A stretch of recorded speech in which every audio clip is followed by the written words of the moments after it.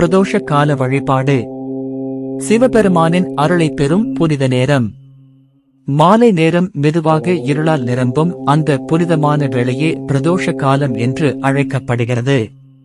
அந்த நேரத்தில் கோவில்களில் ஒலிக்கும் மணி சத்தமும் ஓம் நமசிவாய என்ற மந்திர ஓசையும் மனதிற்கு ஒரு ஆழமான அமைதியை தரும். சிவபெருமானுக்கு மிகவும் பிரியமான இந்த நேரத்தில் செய்யப்படும் வழிபாடு மனிதனின் மனதையும் வாழ்க்கையையும் மாற்றும் சக்தி கொண்டதாக சாஸ்திரங்கள் கூறுகின்றன. ஒவ்வொரு மாதமும் அமாவாசை மற்றும் பௌர்ணமிக்கு முன் வரும் திரையோதசி திதியில் பிரதோஷம் அனுஷ்டிக்கப்படுகிறது. இந்த நேரத்தில் சிவபெருமானையும் நந்தி தேவனையும் மனதார வழிபட்டால் பல பிறவி பாவங்கள் கூட நீங்கி வாழ்க்கையில் நன்மைகள் அதிகரிக்கும் என்று பக்தர்கள் நம்புகின்றனர். பிரதோஷத்தின் பின்னால் ஒரு ஆழமான ஆன்மீக வரலாறும் உள்ளது. தேவர்கள் மற்றும் அசுரர்கள் பார்க்கடலை கடைந்த போது அதிலிருந்து ஆலகால விஷம் வெளிவந்தது. அந்த விஷம் உலகையே அழிக்கக்கூடிய சக்தி கொண்டது. அப்போது உலகில் உள்ள உயிர்களை காப்பாற்ற சிவபெருமான் அந்த விஷத்தை அருந்தினார். தேவர்கள் சிவனை வேண்டி நின்று அந்த புனித மாலை நேரமே பிரதோஷ காலமாக கருதப்படுகிறது. அதனால் இந்த நேரம் மன்னிப்பும் கருணையும் அருளும் நிறைந்த நேரமாக பார்க்கப்படுகிறது. இந்த நேரத்தில் சிவனை நினைப்பது மனதில் இருக்கும் பயம், கவலை, துன்பம் போன்றவற்றை மெதுவாக குறைத்து நம்பிக்கையை அதிகரிக்கிறது. பிரதோஷ நாளில் முடிந்தால் அதிகாலை சீக்கிரம் எழுந்து சுத்தமாக குளிக்க வேண்டும். அந்த நாளை இறை நினைவுடன் தொடங்குவது மிகவும் சிறந்ததாக கருதப்படுகிறது.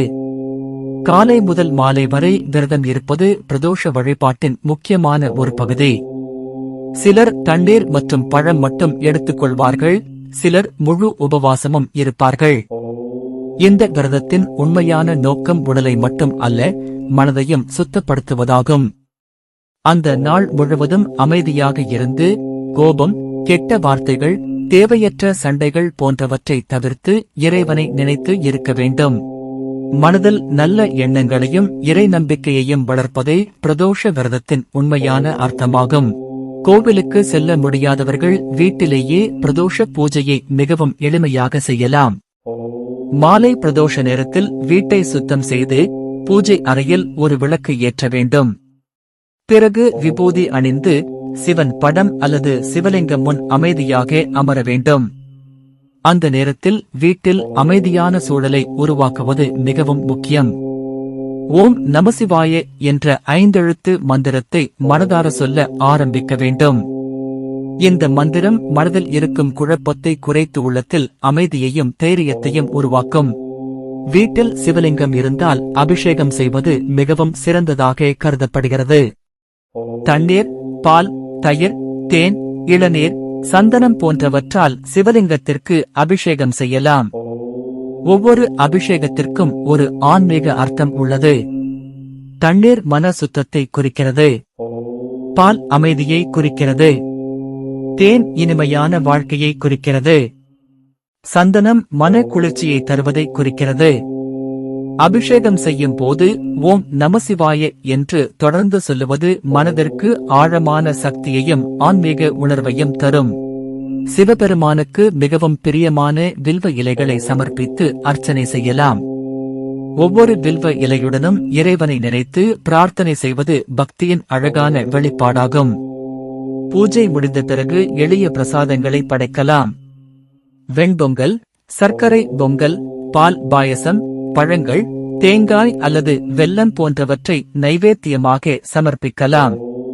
பிறகு அந்த பிரசாதத்தை குடும்பத்துடன் பகிர்ந்து சாப்பிடுவது மிகவும் புனிதமானதாக கருதப்படுகிறது.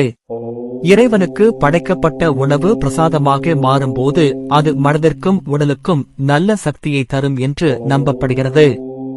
பிரதோஷ வழிபாட்டை தொடர்ந்து செய்து வருபவர்களின் வாழ்க்கையில் மெதுவாக நல்ல மாற்றங்கள் ஏற்பட ஆரம்பிக்கும் என்று பக்தர்கள் கூறுகின்றனர். மன அமைதி அதிகரிக்கும், பயம் குறையும், குடும்பத்தில் ஒற்றுமை உருவாகும், உடல் ஆரோக்கியம் மேம்படும், தொழில் மற்றும் வாழ்க்கையில் முன்னேற்றம் கிடைக்கும். முக்கியமாக வாழ்க்கையில் எந்த கஷ்டம் வந்தாலும் அதை எதிர்கொள்ளும் மனவலிமை அதிகரிக்கும். ஏனெனில் பிரதோஷ வழிபாடு என்பது வெறும் சடங்கு அல்ல, அது மனித மனதை இறைவனிடம் இணைக்கும் ஆன்மீக பயணம். வாழ்க்கையில் எவ்வளவு துன்பம் இருந்தாலும் மாலை பிரதோஷ நேரத்தில் சில நிமிடங்கள் சிவபெருமானை மனதார நினைத்து ஓம் நமசிவாய என்று சொல்லிப் பாருங்கள். மனதில் இருக்கும் பாரம் மெதுவாக குறைய ஆரம்பிக்கும். அமைதி பிறக்கும். நம்பிக்கை உருவாகும். இறைவன் மீது வைத்த உண்மையான பக்தி மனிதனை உள்ளிருந்து மாற்றும் சக்தி கொண்டது. அதனால் தான் பல சித்தர்களும் பக்தர்களும் பிரதோஷ காலத்தை மிகவும் புனிதமான நேரமாக போற்றியுள்ளனர். இது போன்ற பயனுள்ள ஆன்மீக தகவல்களுக்கு எங்கள் சேனலை சப்ஸ்கிரைப் செய்து பெல் ஐ அழுத்துங்கள்.